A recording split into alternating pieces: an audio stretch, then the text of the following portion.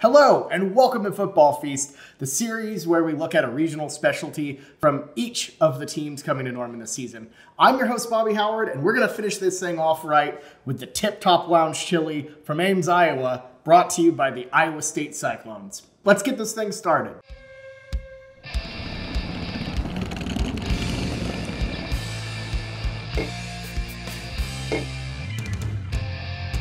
Every college town has one weird thing they do. Just look at OU and their spoon holder and not walking under the clock towers. Everyone just has a weird thing. A&M, everything they do is weird. In Ames, however, they do something very different. If you think you do things hardcore, you haven't been to Ames yet.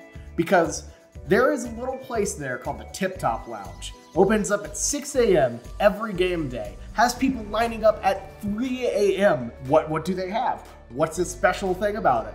Not much really. It's chili and beer. Let's be honest, the chili here, not that impressive looking. But at the same time, you're in college, you do weird stuff like get 6 a.m. chili and start getting hammered drunk before your Cyclones play. You know, it's starting to get a little cold out here. So we're gonna do not really our twist on the Tip Top chili because it looks pretty rough. So we're going to make probably my favorite chili recipe, a nice Texas Shiner chili. Delightful. Shout out to my fiance Darielle for the recipe. Let's get this thing started. I'm ready.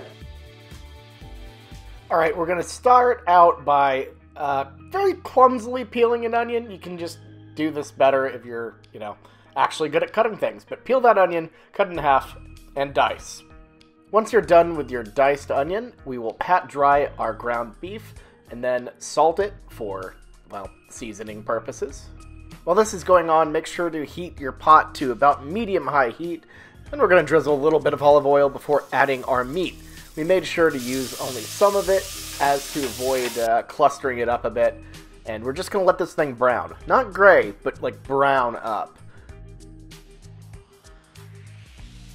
Once that is done, we are going to take that out and add our other piece of ground beef with a pound of hot sausage as well. Just mix it up a little bit and get that going nice and brown as well.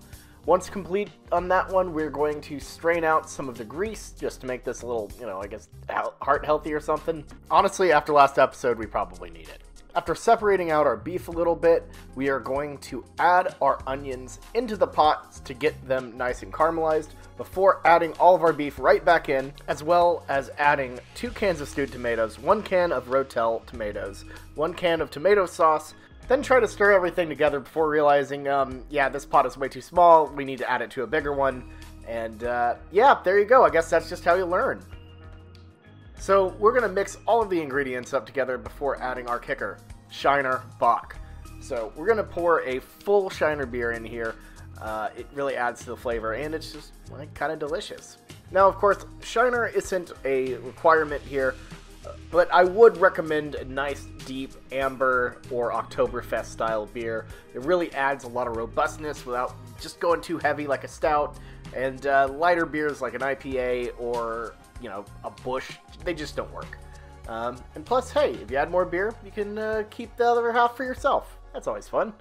Now that our ingredients are all in, we're going to let this bad boy simmer while we season. For the seasoning process, we use chili powder, salt, pepper, onion, and a little bit of fresh garlic as well.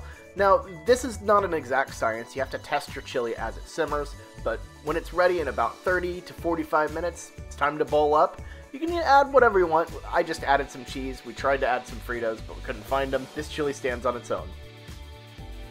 Okay, so that is the Iowa State chili, but not Iowa State chili because it's garbage. We went with a good Texas version. Let's take a little taste. Of course, we've been tasting the whole time because that's how you make a good chili. You gotta adjust.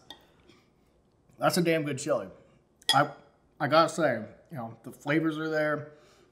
I love the beef we used. A little bit of that spicy sausage kind of comes in. It's a good blend. A little pepper jack to really, really add a little bit.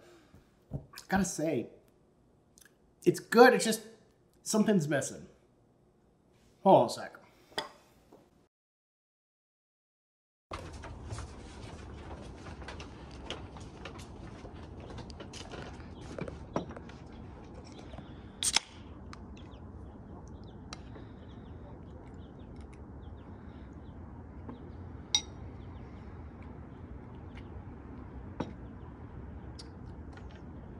That's more like it.